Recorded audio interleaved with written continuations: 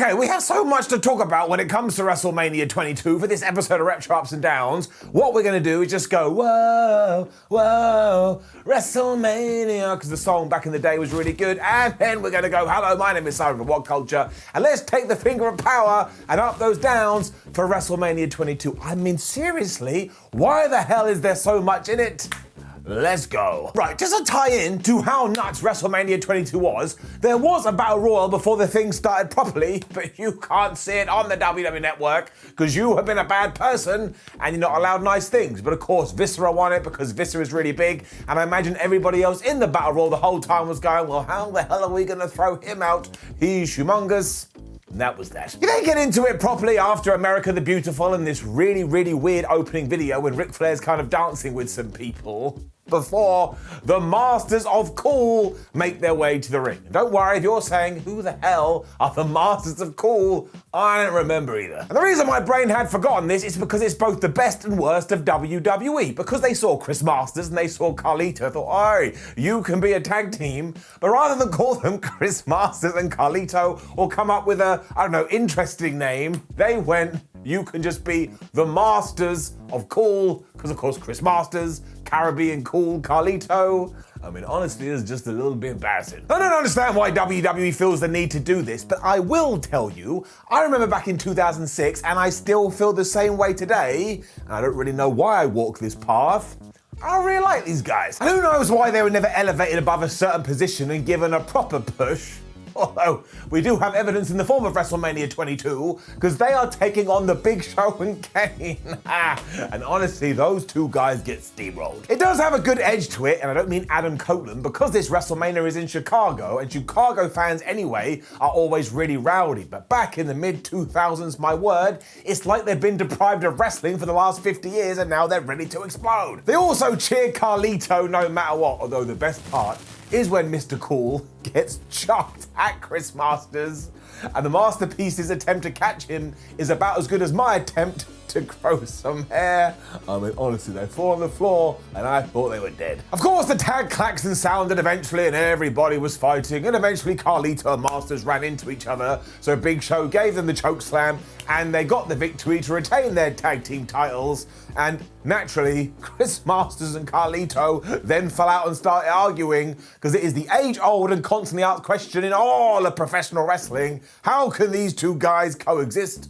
The answer is they can't, and they never will be able to unless they go do something else, like play chess, is getting it down. I also then remembered, oh yeah, WrestleMania 22 is the night when Shawn Michaels took on Vince McMahon, and I am lying to you a little bit because the very next thing we see is an interview with the Heartbreak Kid, but still, I genuinely thought that was on another day. As ever, WWE kind of tied this into Montreal, and even in 2006, it was like, oh, I'm so bored of you talking about it, and here we are in 2022, and it still hasn't gone away, and he said later on my match with Vinnie Mac will be brutal, and a small spoiler for you, it actually kind of is. The Money in the Bank ladder match is next. I'm going to repeat myself as I always do. Seeing it at WrestleMania is just so much more cool, and it got even cooler when WWE decided to have that as the first match, and if I can manifest something back into this life, well, I'm just going to hope loads, and fingers crossed it does happen.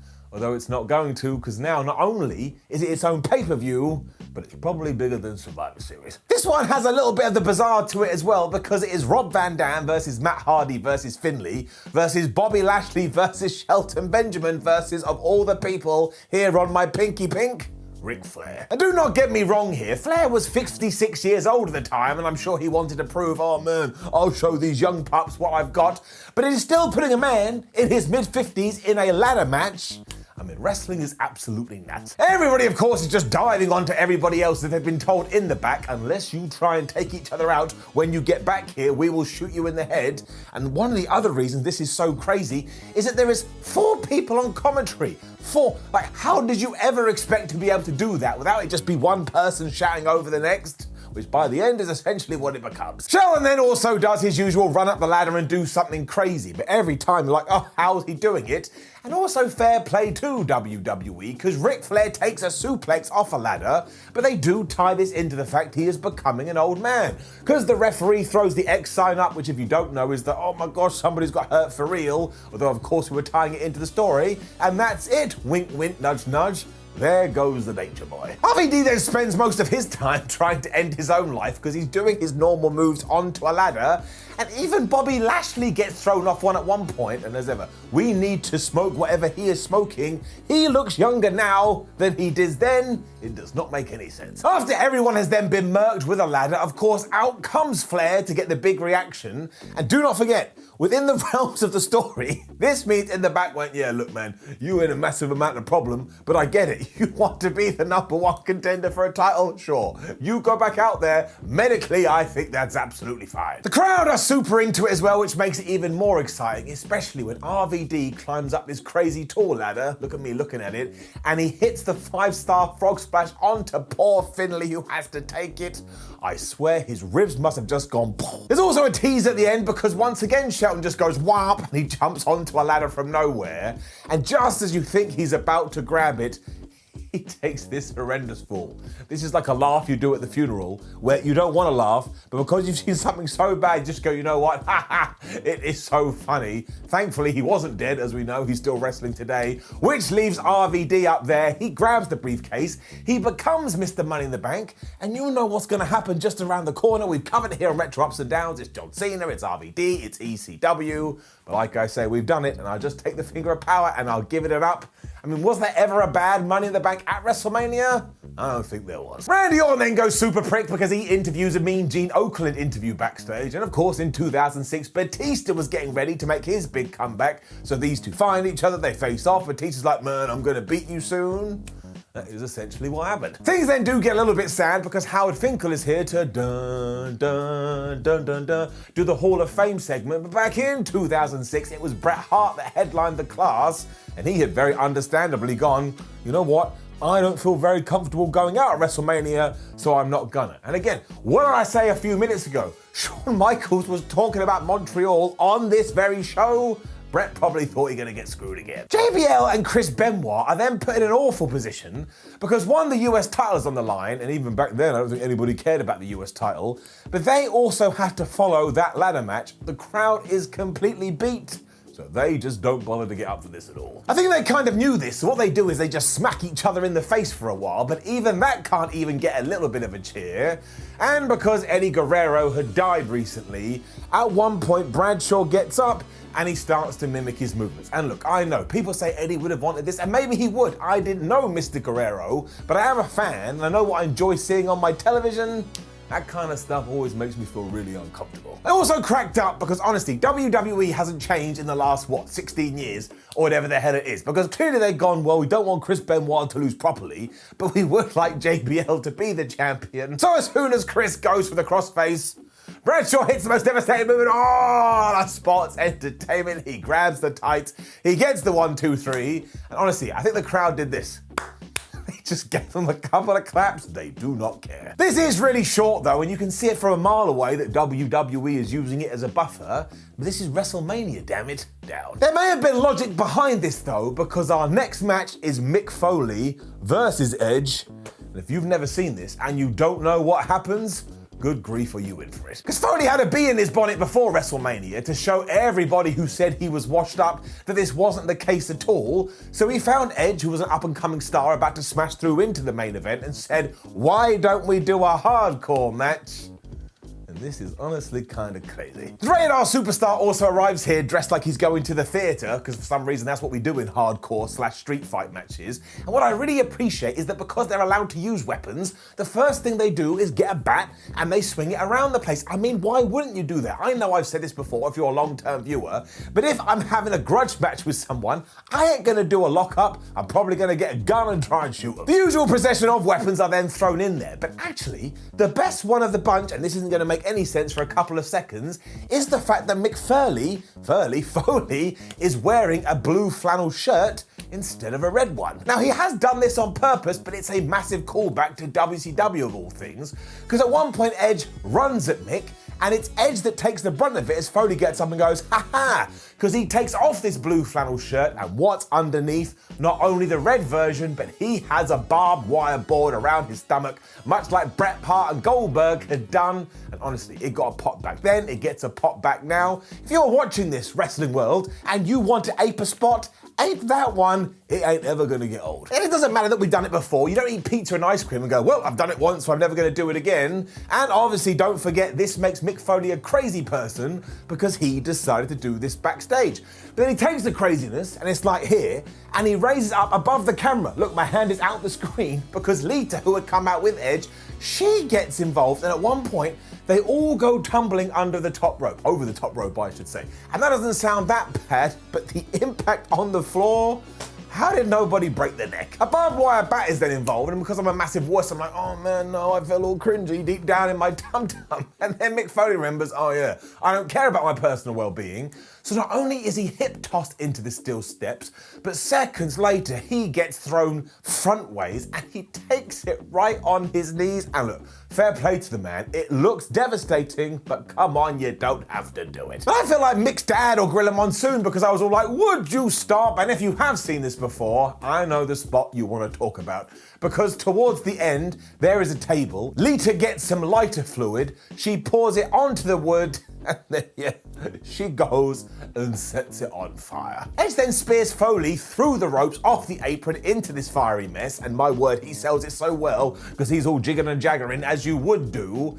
This actually is kind of coincidental because recently in the press, WWE called AEW, well, it's so brutal and disgusting and we'd never do anything like that. And I get this was way back in the day, but one man just speared another man through a fire table. You go tell that to your advertisers and tell me what they say. This obviously gets Edge the win, but before this there is thumbtacks and there is so much blood, but the most important takeaway is that once again, Mick Foley had taken an up-and-comer and given him the ironic edge that he needed in order to get to the top of the ladder. So it's a round of applause for that guy, and this gets the easy up. And all you need to know about what follows is we go backstage with King Booker and Sharmell, and this long weird skit ends with Booker watching Snitsky lick Mae Young's foot. So WWE actually went, well, people have paid a lot of money for this show, we better give them what they want, and they came up with this.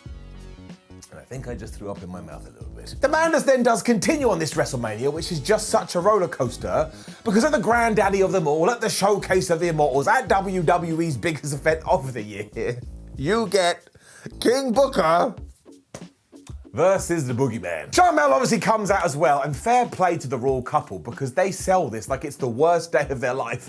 And when Booker at the start goes, nah, I don't want to deal with it, and leaves his wife in the ring, it did make me chuckle because it's such a prick move. They say chivalry is dead. But the thing is, it's even a constant struggle to see this because there is so much smoke after the Boogeyman has made his entrance. You're kind of doing this like you're some sort of old man who is losing his sight. And also, even now I knew where it was going. You get a lot of nonsense, and then eventually the Boogeyman goes, oh, I'm gonna eat some worms. Then he kind of kisses Sharmell and the worms go into her mouth.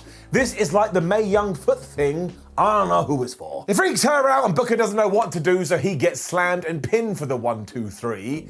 And also, if you're a wrestler, why would you go, maybe if I eat worms, I will become the WWE champion? The only dude that was more weird than this was the honky tonk man who thought Elvis would be a good path to walk down. It is getting it down. What came next is far better though, and kind of in wrestling has become part of the folklore because it is Trish Stratus, the women's champion, taking on Mickie James. Now, it's hard to put into context these days, but 16 years ago, women barely got any time to begin with, but they certainly didn't get stories. So when all of a sudden you had Mickie James being the, oh my gosh, I love Trish Stratus so much fan, who ultimately turns because she can't control her emotions, and it then ended in a fight, well, it was pretty damn good. They also smash it here, doubly so, because the fans don't really care at first, but when they get into it, they're like, oh, wait, no, this is pretty good, I should watch. And obviously it helps because Mickie James was quite controversial here. You may have seen it in many clips over the years where she kind of like attacks Trish's groin and then she takes her hand and she licks it and she does something else, which I'm not going to do here because my mum may be watching. It worked though because the crowd once again is like, oh Bill, I can't believe that we did that. And I'm pretty sure Mickie James got in trouble for this for real. I swear I've read that before. But the absolute best bit is what happens at the end. Because there is no two ways about it. They absolutely botch, we'll use the correct term, a stratisfaction which Mickie James is trying to do to Trish. But because they're such good pros, they don't try to do it again. Instead, Mickie hits Trish Stratus's other finishing move, the chick kick, and she pins her that way and she becomes the champion. And it still gets the reaction that you would have hoped the other one would. I mean, this is two people that know what they're doing. You also get the shock of the championship change, which I presume nobody actually thought was going to happen.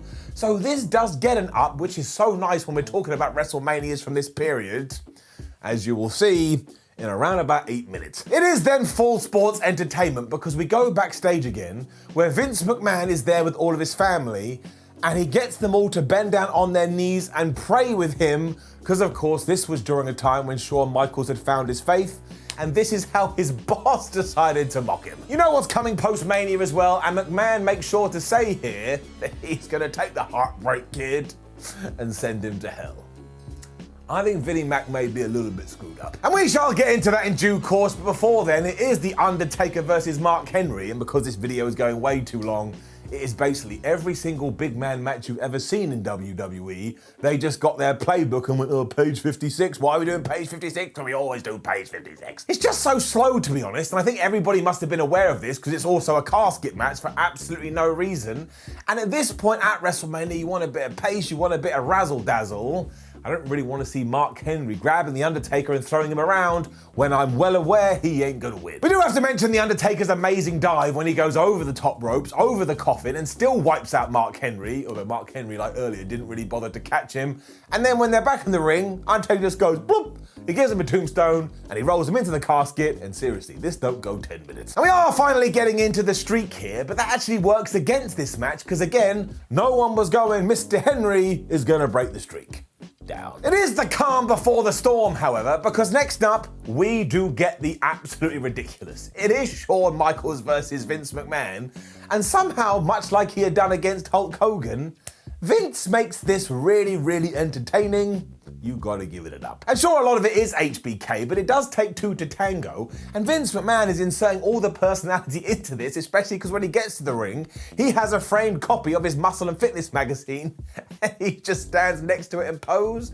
I mean, this is what a sociopath would do. He also has an ace up his sleeve in the sense the Spirit Squad all of a sudden run to the ring, and even though they are able to take Shawn Michaels out, when he starts fighting back with their megaphone, they come at him like James Bond villains. It's like one guy comes, taken out, second guy comes, taken out. It's like, there's 5 of you. If you all jump him, he will go down. This is just one mega distraction so that Michaels eventually gets whammed by a clothesline courtesy of Vince McMahon.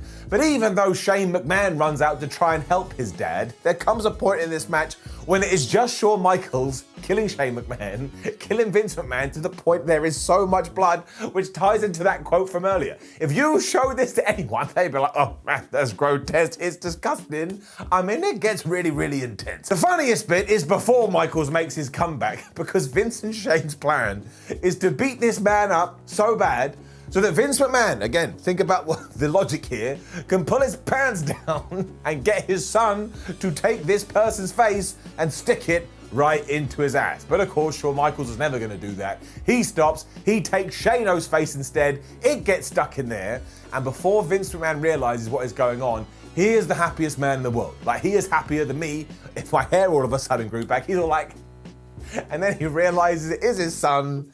And this will be the time when somebody walks in that doesn't like wrestling, and you have to explain the Kiss My Ass Club.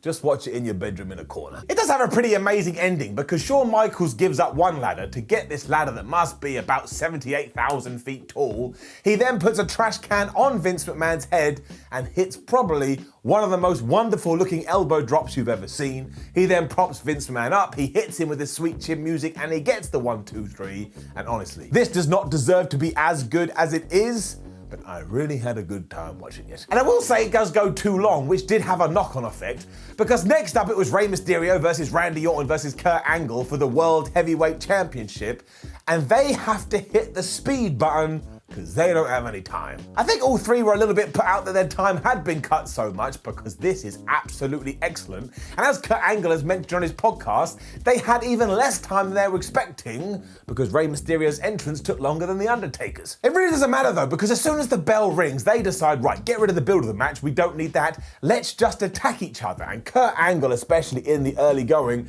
is basically the perfect wrestler. He is suplexing both guys. He actually does a double suplex where he throws both of them at one point, and even though he's meant to be the heel, Chicago is like, nah, flub that, we cheering him. I mean, Angle is so good, Mysterio even gets booed a little bit here, which isn't helped by the fact that Kurt taps him out at one point, but the ref doesn't see it because Randy Orton is distracting the referee, and then we go the other way round when Orton is tapping out, but it's Rey Mysterio distracting the ref, and while this just should have a big sign saying, oh, by the way, Kurt Angle is going to lose the title, you can't help but buy into it. It's just so damn fast. What follows is also a bunch of near falls that will have you laughing, because it's just like pow, pow, pow, like a bullet. And honestly, the reversal of the Angle slam by Rey Mysterio is worth taking 10 years off your life.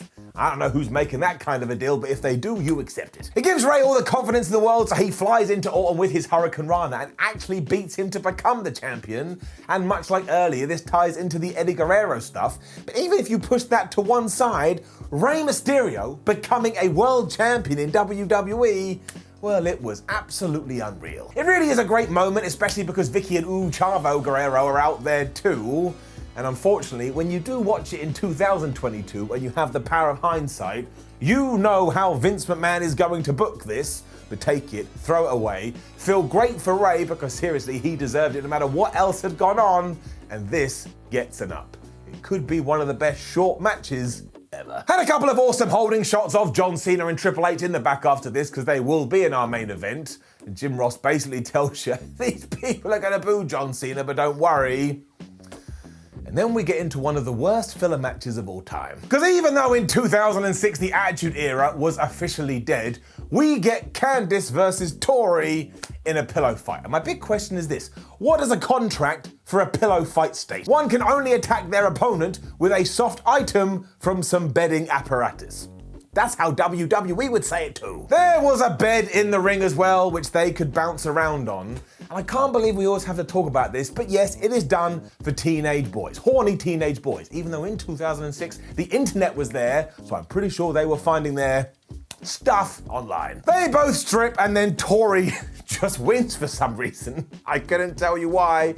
This is another occasion when people will always walk in. They will always walk in, and this is the face and this is the stance you have to pull. Let's just give it a down and move on. Thankfully, we then are at our WrestleMania 22 main event, and I told you this show is all over the place, but it is Triple H versus John Cena for the WWE title, and mostly because of the fans. Flub me, this feels like a big deal. Even 16 years later. It's also, I think, one of the first over-the-top entrances for Triple H, as he comes out dressed like Conan the Barbarian. And I swear, given that he was going to go on to have some acting roles, this must have been some kind of audition, and I really want to know who the costume guy was, because it did make me laugh. And I know there have been some bad ones over the years, but I never care about that. Everybody should be getting these stupid entrances at WrestleMania because it makes it feel different, and John Cena has his too. He comes out like he's in the Mafia, and if you care, one of his henchmen actually is CM Punk. There's some trivia for you. The story is a little bit out of left field because WWE knew going in, well, Chicago is probably going to boo John Cena because that whole thing was about to happen.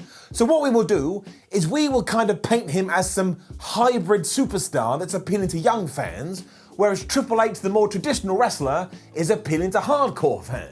Everyone else is like, what the flub are you talking about? Cena does get a decent reaction at first, but as soon as Triple H starts beating him up, they're like, oh no, wait, we hate that guy, boo the crap out of him, and before long you're getting, let's go Cena, Cena sucks, which I think must have been one of the early appearances of that chant.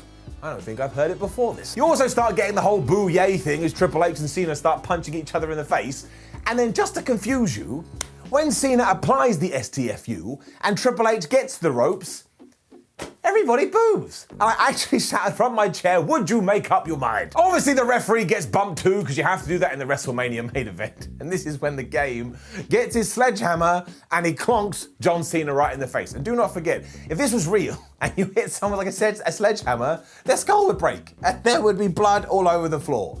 But instead, Hunter pins John Cena, who kicks out at 2. Talk about unrealistic. It also means naturally that Triple H is allowed to kick out of the AA, the FU, whatever the hell we were calling it back there, because we must bring balance to the force. And actually this ties into the year before when Cena was taking on buddy Shawn Michaels, because he then gets Triple H back in his submission move, and even I remember back in 2006 going, Triple H don't tap to nobody. He's got somewhat of a reputation, but fair play to that man. He does submit, and it surprises the crowd so much they go ballistic for about 3 seconds before again they remember that they hate John Cena. But I do think it counts as somewhat of a shock because I think most people thought the Hunter would walk away with the belt. And while this is a great main event again because of the atmosphere, this show overall, man, it is truly nuts. But I am going to give an up for the match itself, and I am going to give another up for the show overall. But it is not a classic. There is too much gubbins. And we shall dip into the Wrestling Observer and Dave Meltzer's star ratings for WrestleMania 22 so you can get another opinion.